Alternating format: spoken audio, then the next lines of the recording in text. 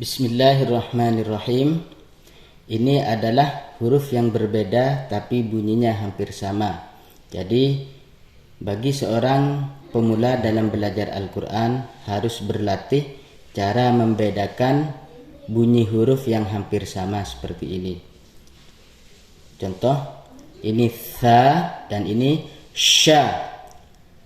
Bunyinya berbeda tapi hampir sama.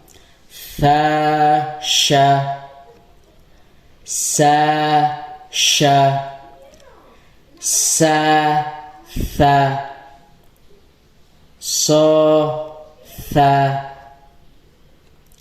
Sekali lagi, tha sya, sa sya, sa tha, so tha.